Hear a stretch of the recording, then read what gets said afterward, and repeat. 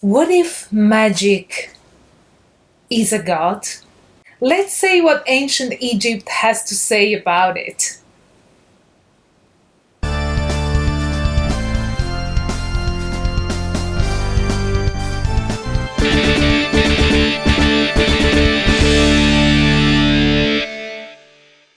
Hello everyone, I'm Angela and welcome back to my channel, your online resource for the academic study of magic and magic practicing religions and traditions. Today, I thought I'd share with you the rather fascinating conceptualization of magic conveyed by the ancient Egyptian Heka. As Anne Jeffers highlights, since the 19th century, the Western world has understood magic as part of a number of dichotomies, the most notable being magic versus religion and magic versus science. These kind of contrasts have affected which elements were taken into account when understanding the theory and practice of magical endeavors. For instance, questions like, is magic real? Does it concretely affect changes in my reality? Arise from an underlying comparison with science, whilst others, such as which entities are involved in magic? Is it a God-given miracle or is it demonic sorcery? Arise from understanding magic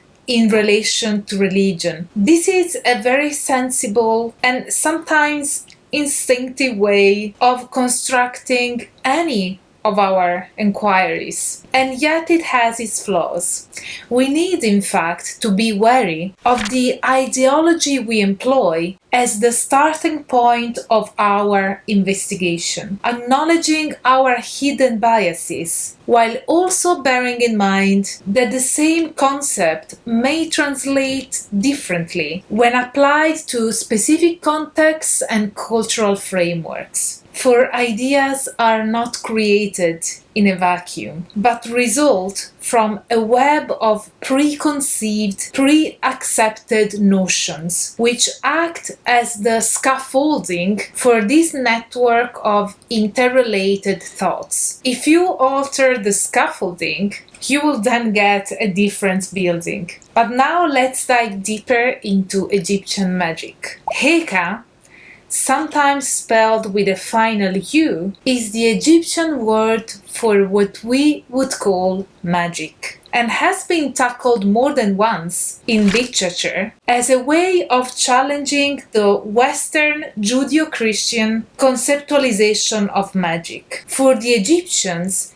Heka, or magic, was a divine force which exists in the universe, like a power or a strength, which could also be personified in the form of a god named Heka. The force of magic empowered all the gods, as well as humans and every other aspect of the universe. Heka in ancient Egypt mainly refers to three things: a god called Heka, magical power, seen as the occult force that infuses the world of things, and magical spells and rites. In Egyptian cosmogony, before the world itself was shaped into being, its creator conceived in his heart the force of Heka, which was both creative logos and the source of the dynamism inherent to the cosmos, as Heka himself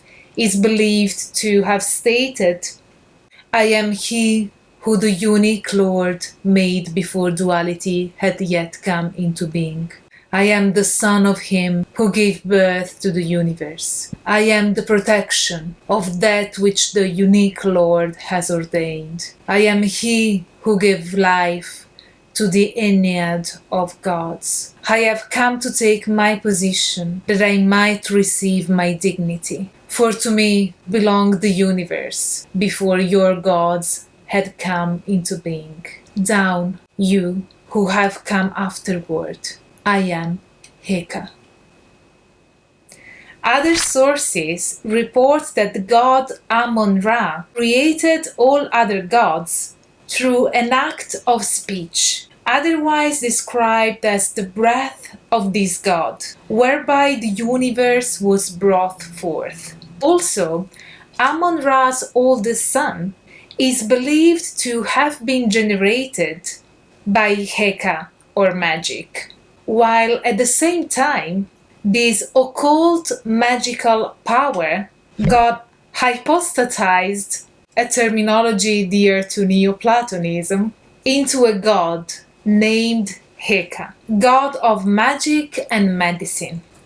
Although late speculations explained Heka as the first work, a more accurate significance of the term might actually be the one who consecrates imagery, as emerges from an Egyptian spell called How to Become the God Heka.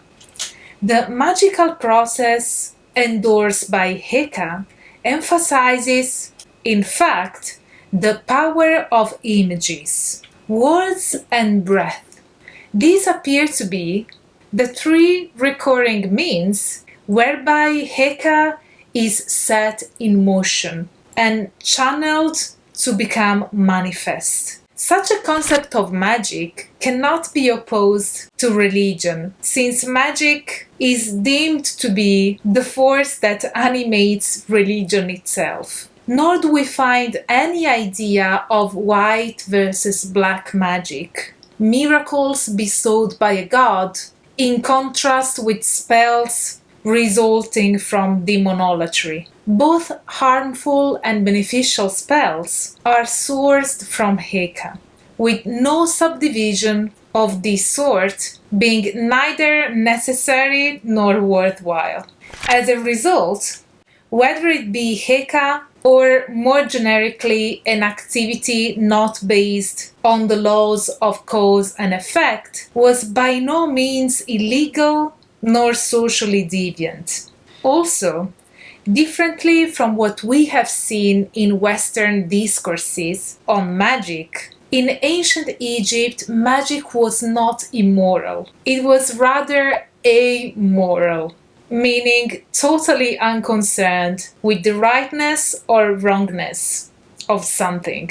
What I find so fascinating of this conceptualization is that magic in Egypt was not an activity, not a human endeavor, not something to judge or be judged by. Magic was the primordial and perennial force that animates life itself. And hence, performing a magical spell becomes an act of channeling, whereby this occult power gets harnessed into the shape of the chosen physical result, which needs to be manifested, like weaving your own reality by means of its very fabric. A shout out to my new patrons, Hernan, Metis, Dean Schmidt, Yaku, and Katia Delaney. I'm so happy you pledged to my Patreon, and I thank you so much for it. We've just started a series of lectures for the Magus level patrons, where we study magic on primary sources, meaning the esoteric texts, which are analyzed, of course, as always, from an academic point of view. So this is it for today's video. Hope you liked it.